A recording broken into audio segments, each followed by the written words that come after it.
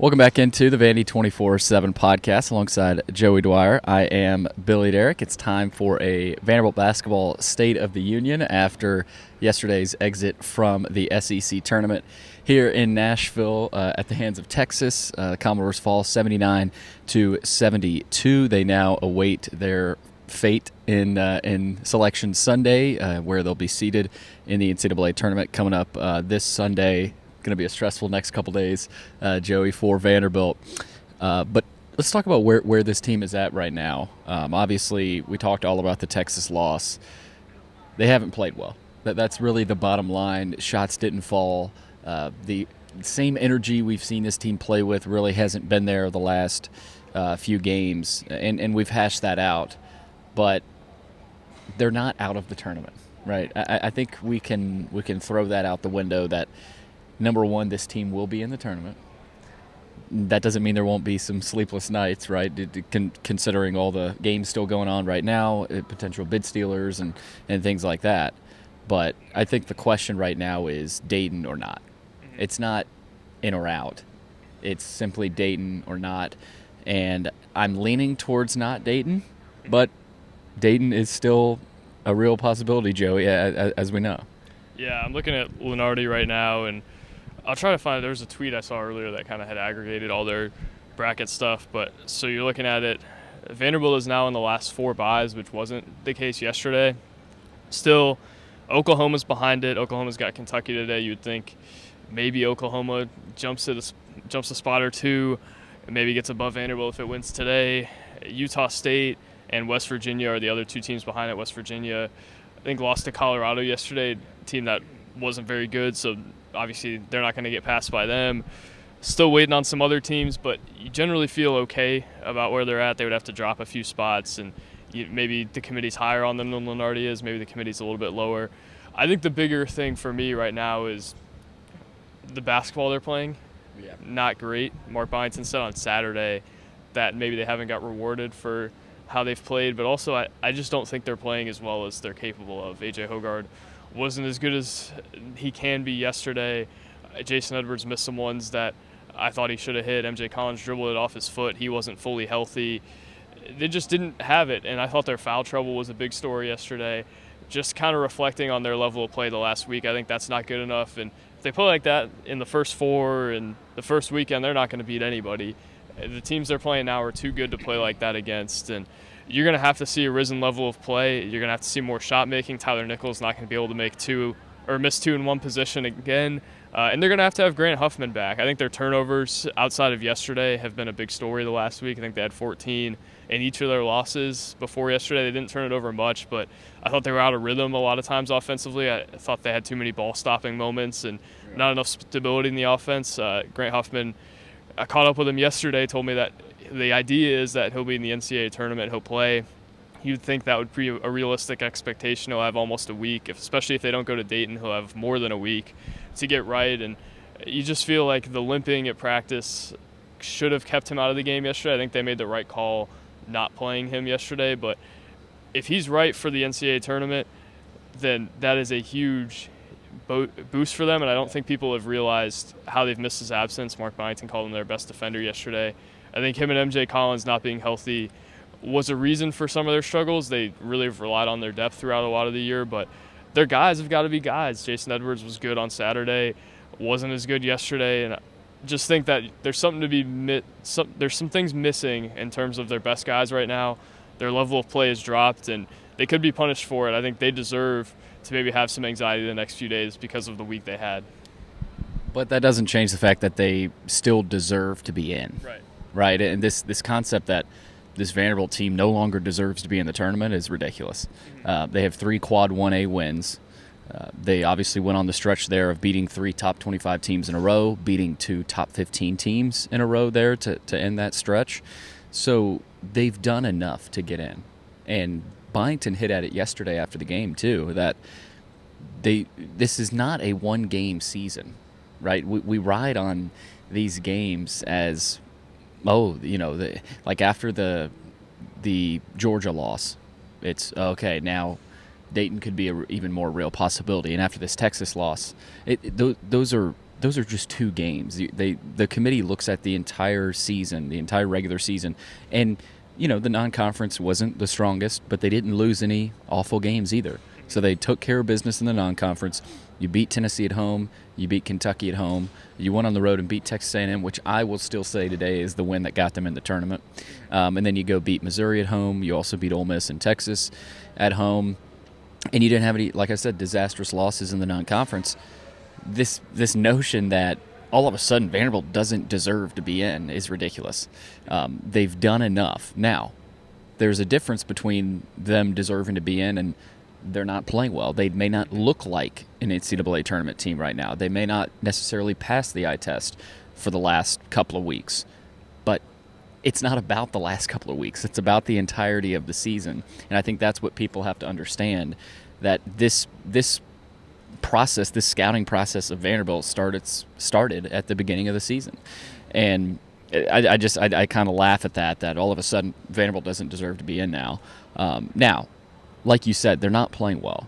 So for them to turn this around, it's going to take a lot. Like it hasn't happened in the last week and a half or so. So is it going to happen in one NCAA tournament game? I don't know. But that's a matchup situation. We'll have plenty of time to talk about that. But that's the bigger story. Why is this team not playing well? And I thought Tyler Nickel put it out there perfectly yesterday that they were pressing.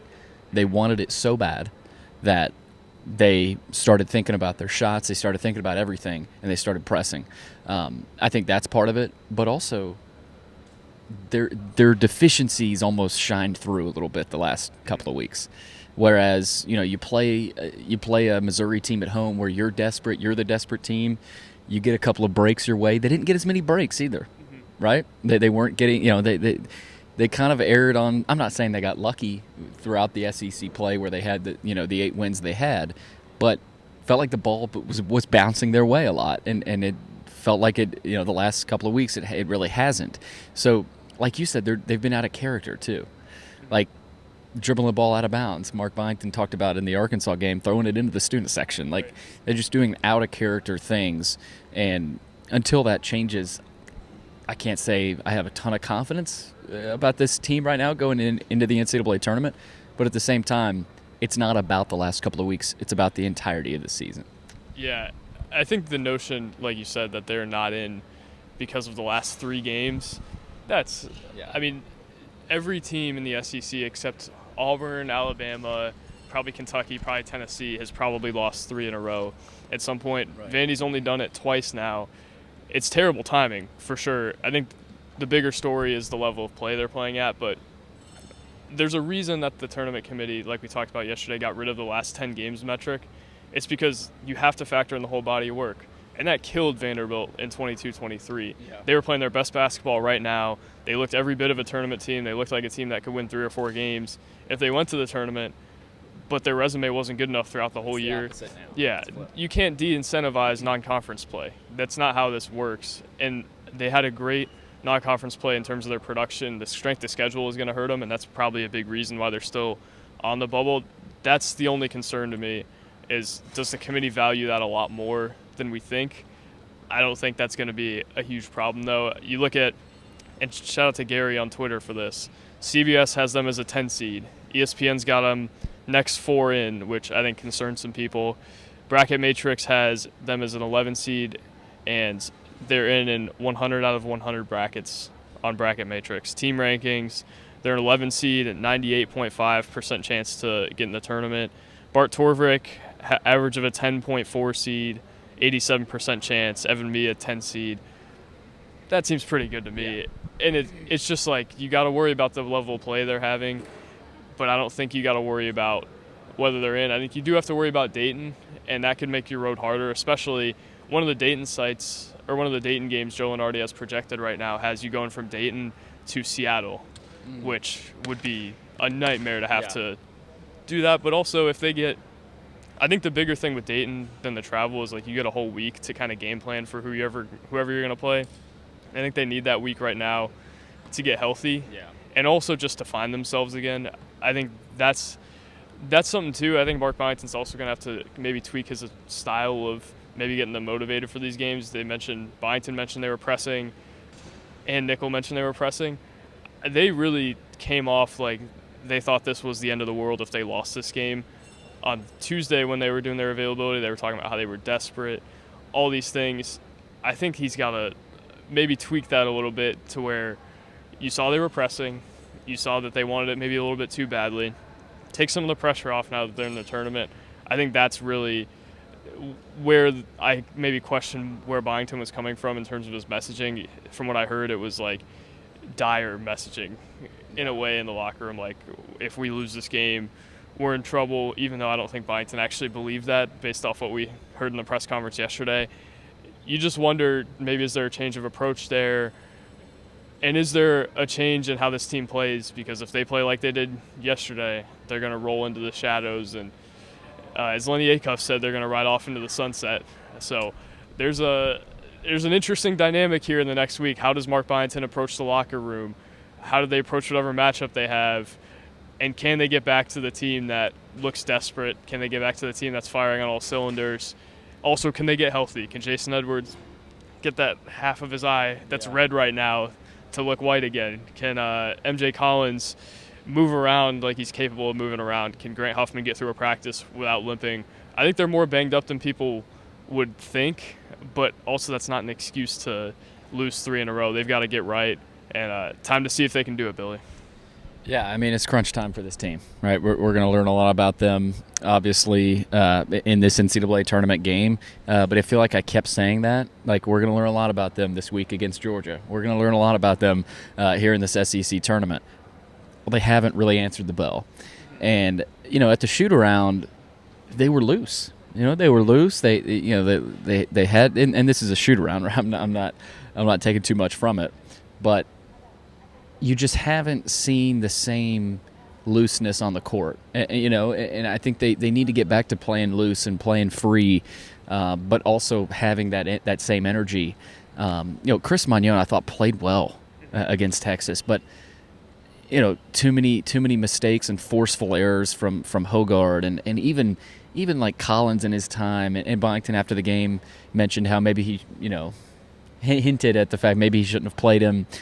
He couldn't really give it a go. This team's also banged up. Right, Byington also talked about how after the Missouri game, ever since that game, really, you've seen more tired legs. You've seen more guys getting nicks and bruises here and there, and it just feels like the wind is out of the sails. And I think you're right. They need this next week. They need it. I do think they need to avoid Dayton too, because the Dayton travel schedule, they would play either Tuesday or Wednesday, correct? And so at that point, you get through Selection Sunday, that Monday you're traveling. Right. So whereas if you don't play, like ideally they don't play till Friday, right? So at that point you get through Selection Sunday, you're not. Yeah, you get Huffman healthy, you get everybody healthy. You're not traveling till Wednesday. Maybe Thursday, but probably Wednesday. So you've got Monday and Tuesday to get healthy and practice, whereas you're already traveling. You're traveling up to Dayton on Monday, and you're saying, let's go. They really don't need Dayton. Right now they might be in Dayton. Again, this Oklahoma result tonight is important. The Texas result today is important. If Oklahoma and Texas lose today, what does that mean? Right?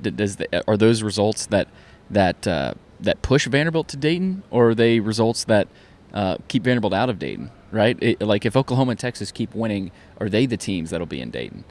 Which is would probably be the case, but I think they're an 11 seed, and my gut tells me they won't be in Dayton. I could still see a 10 seed, like you mentioned. Evan Mia has them as a 10. Matrix, the average is still right 10 average, and they're in 100% of the bracket. So let's relax on, is Vanderbilt in? Right, they're in the tournament. It's just whether or not they're in Dayton. But again, the bigger story is they got to get back to playing better. They're not playing Vanderbilt basketball, and maybe being an 11 seed against a 6 in the tournament puts that chip right back on their shoulder. Yeah, right. And I think that would be best case scenario. Or as a 10, you're playing a 7. They just haven't had that chip on their shoulder. And I don't want to say there hasn't been a sense of urgency. I think they were ready to play. It's just I don't know. They haven't the same motivation. It doesn't seem like has been there, but the shots also haven't been falling, right? I mean, against Arkansas, they didn't shoot well. Georgia, they really didn't shoot well. They were in that game. They shot better against Georgia. But, Joey, this Texas game was – they couldn't hit the backside of a barn. Yeah, 3 for 19 from 3. That's not going to get it done. I mean, it's just not. And so they got to get back to hitting shots. And, again, they're fine. They're in the tournament. But it's really going to be interesting to see where they're at on Selection Sunday. Yeah, I want to look at what Lenardi has as the 6th line, which is what they would play as an 11 seed. So if they're an 11, right now this could change, right, based off conference tournament results. Kansas is a 6 seed. Michigan is the one they're paired up against. They would be in Milwaukee if that were the case. Illinois is a 6 seed, and UCLA. So I don't think any of those teams are world beaters. I think Michigan's a tough matchup for them. I think Illinois they could beat. Kansas I think they could beat as well. You look at the 5 seeds, BYU, Arizona, St. Mary's, and which one am I missing? Yeah, this is why you do your research beforehand, Billy. Oregon. They've been matched up with Oregon in a few different – or not – actually, that's Lipscomb. It's all running together in my head. But those are the teams that you're kind of looking at and saying maybe they could get a chance at on the 5 line or on the 6 line. I don't think they're going to fall to a 12, so you probably rule out the 5 line. 4 line is Clemson, Purdue. Wait, what am I doing, Billy? This is what – if they're a 10, it would be the 7 seed. Yes. So don't worry about the 4 line. This is why we do our – don't worry about the 4 line. Yeah, so here's the 7 line would be Gonzaga and Louisville, Ole Miss, which they're not going to play. Missouri, they're not going to play. So if they're a 10 seed, you're going to see Louisville or Gonzaga unless things pretty drastically change. So moral of the story, don't pay attention to the 4 seeds. Pay attention to the 7 seeds, maybe the 5 seeds, but definitely the 6 seeds. You're thinking Gonzaga – you're thinking Illinois, Michigan, Clemson, probably not. But that's where I stand right now. I think there are some good matchups in there for them. I think Illinois is a fine matchup for them. Michigan, I think, would be tough. But those are all teams they can beat. It's just if they play like they did yesterday, they're not beating any of those teams. They have to raise their level of play. You can't limp through the first round of the NCAA tournament. You can't limp through the second round of the NCAA tournament. They've got to be ready to go. And that's the big story this week is – can they get to their right level of play? Can they get healthy? Are they Vanderbilt basketball again? That's what we're working to find out, and it's going to be a while before we actually get the answer on that. Are Vandy fans rooting for Oklahoma and Texas to keep winning? Like that's a question I have. I don't think so. So you're saying get Texas and Oklahoma out of the equation? I would think. I mean, you don't want to go to Dayton, right?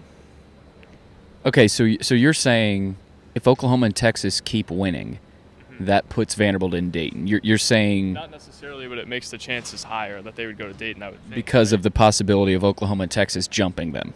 I would think so, right? Okay, because I'm almost looking at it, and maybe people call me stupid for this, but if Oklahoma and Texas keep winning and get in the field,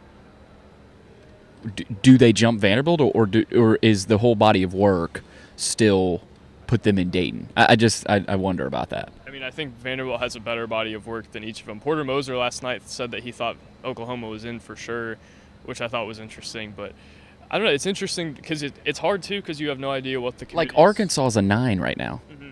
So they jump quickly, but that's Lenardi. But you also have no idea how the committee evaluates these teams, which is tough because it's like, well, you want to say Vanderbilt fans should be rooting for Oklahoma or against Oklahoma, but also you have no idea what the committee thinks of Oklahoma's resume versus Vanderbilt's. There's the variable of the strength of schedule that Vanderbilt has in a non-conference. Oklahoma's is low as well, but do they value that Oklahoma maybe did some more things in non-conference play against good teams? Do they value that Vanderbilt blew out teams in non-conference play when they should have, and maybe some other teams didn't do that?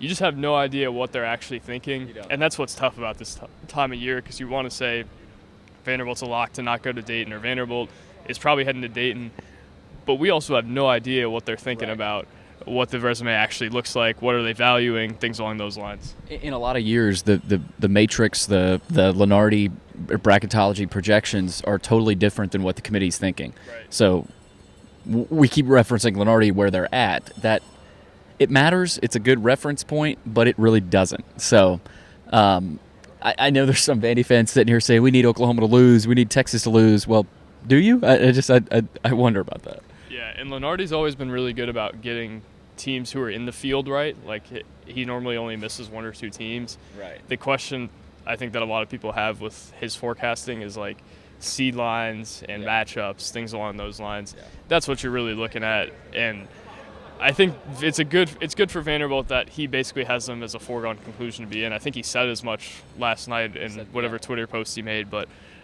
he's also not the gospel. There's a committee of people that is not Joe Lunardi that is still evaluating this resume, and I think they may have some different thoughts than he does. Maybe not drastically, but you could see them a seed line or two down, or maybe not a line or two down. Maybe they're a line down, or maybe they're in a different matchup than he has them. A lot to watch and a lot that we don't know right now. Yeah, but what we do know is that Vanderbilt is awaiting their fate on Selection Sunday. Does that start at 11? No, the championships. Okay, that doesn't start till. Yeah, Lipscomb's selection show is 5, so I imagine. Okay, so it doesn't start till 5. I don't know why I said 11. It doesn't start till 5, really. So gotta sweat it out on Sunday for Vanderbilt. But what we do know, Jerry Palm has the Commodores as a 10 right now. Joe Lunardi has them as an 11, playing 6 seed Michigan in Milwaukee. So that's where it's at right now. We'll continue to track it and keep track of these potential bid stealers, keep track of Oklahoma and Texas today. Joey will be here for a lot of these games. I'll be here tonight here at Bridgestone, and we'll continue to have more coverage about what's going on. But that's Joey Dwyer. I'm Billy Derrick. Thanks for listening and watching to another episode of the Vandy 24/7 podcast.